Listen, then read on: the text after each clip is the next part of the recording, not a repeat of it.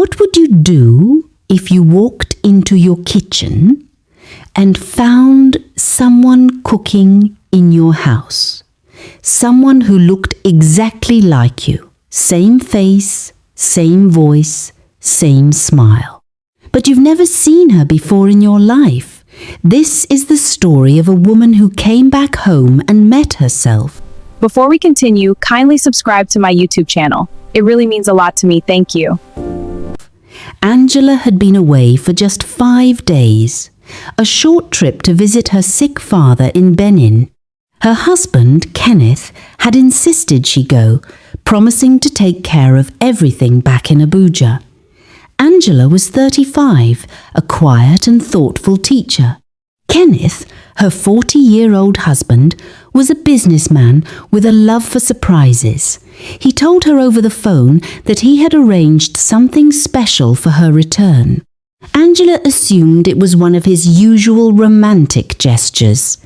Maybe a home-cooked meal, a new set of curtains, or flowers on the dining table. But nothing could have prepared her for what she found instead. The first thing Angela noticed when she stepped into the house was the smell-rich egusi soup with pounded yam. She smiled.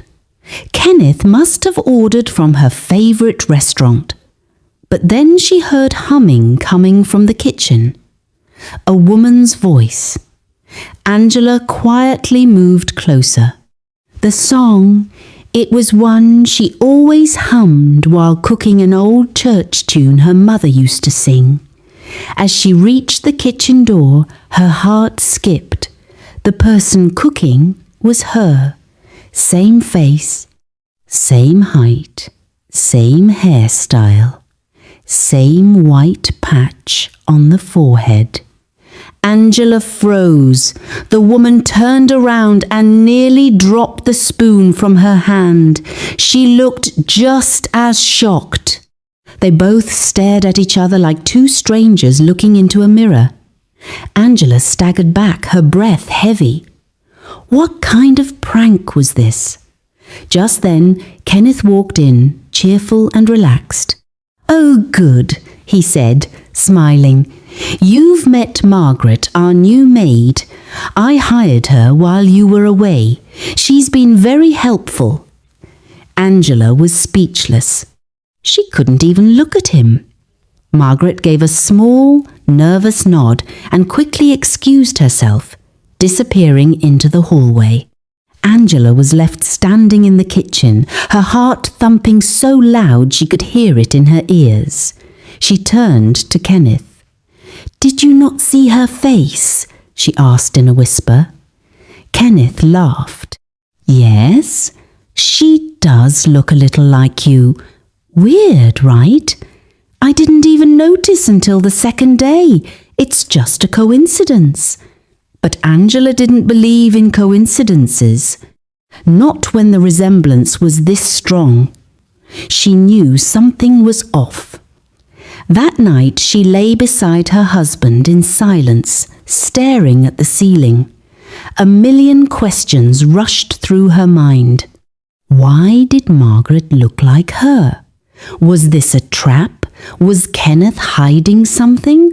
Or was God trying to reveal something buried deep in her past? The next morning, Angela quietly watched Margaret move around the kitchen. Her movements were familiar. Her voice, even the way she held the broom, it all felt too close to home. Angela tried to start a conversation. "Where are you from?" she asked. Margaret paused. "Lokoja," she replied softly. "I grew up there. I don't know much about my family. I was raised by a woman who found me as a baby in a hospital." Angela's throat went dry. She remembered her mother once telling her about a difficult delivery, but she was the only child. At least, that's what she had always believed. Angela couldn't shake off the feeling that her life had just shifted, and the more she stared at Margaret, the more her heart began to whisper something terrifying and beautiful. At the same time, this girl might be your blood. Angela couldn't focus. Every time she walked past Margaret, it felt like she was walking past her reflection. But this reflection had its own life, its own story, and it didn't add up. She began digging, not with suspicion, but with quiet desperation. Something deep in her spirit whispered that this was more than just resemblance. So she visited her mother. Her mother, Mama Victoria, was in her late 60s, full of old secrets and selective memory. Angela brought her a bag of fruits and sat beside her on the old veranda. "Mummy," she began softly, "did you ever lose a baby?" The question hit like cold water. Her mother blinked. "What kind of question is that?" Angela held her gaze. "Please, just tell me the truth." Silence. Mama Victoria's hands trembled slightly as she adjusted her wrapper. Then, in a voice filled with weight and shame, she said, "It was after I gave birth to you. There was a second baby. You had a twin sister." Angela's chest tightened. Her heartbeat sounded like a ticking clock in a tunnel. "I didn't have money to pay for the hospital bills. Your father was out of the country. I was helpless." A nurse. She offered to take the second baby in exchange for settling the bills. I was desperate. I agreed. I told everyone she died. Angela's eyes filled with tears. What was the baby's name? "I never gave her one," her mother whispered. Angela stood up slowly. Everything felt unreal. The floor beneath her, the walls around her, even her own memories, they all shifted like broken glass being reassembled. She returned home and stared at Margaret for a long time, watching her laugh faintly at a comedy skit on her phone. That same laugh Angela had. That same dimple on the left cheek, that same way of tilting the head when confused. The next morning, Angela made up her mind. She invited Margaret to sit with her in the living room. She offered tea. Then, without warning, she asked a single question. "Do you know anything about your birth?" Margaret looked puzzled. "I only know I was found in a hospital in Lokoja, wrapped in an old cloth. I was told a nurse dropped me there and disappeared. The woman who raised me said I was special, but she never explained why." Angela handed her a small hand mirror. "Look at yourself, and then look at me. What do you see?" Margaret stared at the mirror. Her face, then Angela's, then back again. I don't understand," she murmured, confused. "We look the same." Angela nodded. "Because you're my sister, my twin." Silence. Margaret dropped the mirror. Tears slowly formed in her eyes. "You're joking." "I'm not," Angela said gently. "I found out yesterday my mother gave you up. She had no choice." Margaret buried her face in her palms. Her shoulders shook with soft sobs. Years of unanswered questions suddenly answered. The feeling of not belonging, the empty space in her heart she could never explain, it all made sense now. Angela reached out and held her hand. Two strangers, two sisters. Two lives finally colliding after 35 years. From the kitchen, Kenneth quietly watched them, stunned and speechless. The woman he had hired as a maid was his wife's blood.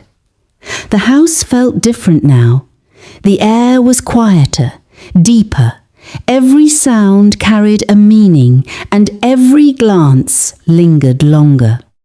Kenneth moved carefully, still trying to absorb what had unfolded. His intention had been simple: hire a maid to ease things while Angela was away. But now he'd unknowingly reunited long-lost sisters. Angela and Margaret spent more time together, sitting for hours and comparing childhoods, one filled with structure, school uniforms, and bedtime stories, the other marked by survival, markets, and second-hand clothes. Despite the gap, they discovered a strange, unexplainable closeness. They shared the same birthmark behind their left ears, the same food allergies, the same nervous laugh when embarrassed. Their lives had grown in different directions, but the root was the same. Kenneth, now filled with guilt and wonder, approached Angela one evening while she folded clothes. "I never meant to cause all this," he said. Angela smiled faintly. "You didn't cause it, you revealed it." He looked at her carefully. "What do we do now?" Angela paused. We give her back everything she missed. A family, a home, a name. Margaret, though overwhelmed, found peace for the first time in years. The dreams she'd had of a family she couldn't remember, of a face that looked like hers, finally made sense. She wasn't just a maid, she was a sister, a daughter, a part of something she had lost at birth. Angela arranged a quiet meeting between Margaret and their mother. When Mama Victoria saw her, she broke down. She knelt in front of her lost daughter and wept bitterly. "I've carried this guilt for 35 years, she said, voice trembling. "I thought God would never forgive me. But he did. He brought you home." Margaret embraced her. "I forgive you, because I found something I never thought I'd have: truth." The family healed, slowly. The wounds didn't vanish, but love became the balm. Angela insisted Margaret stop working as a maid. "You're not here to serve, you're here to stay." Kenneth nodded. "This house is your home too." Margaret enrolled in a catering school. Angela helped her open a small food business. Their bond deepened, not just in blood, but in loyalty, laughter, and healing. Sometimes life hides our biggest blessings in the most confusing disguises. What feels like a mistake may just be the doorway to restoration. Angela's heartbreak turned into healing. Margaret's mystery became her miracle. And in the middle of it all was a husband, a home, and a story that proves no secret stays buried forever. If this story touched your heart, don't forget to like, share, and subscribe to my YouTube channel for more captivating stories like this one, because sometimes the impossible becomes real.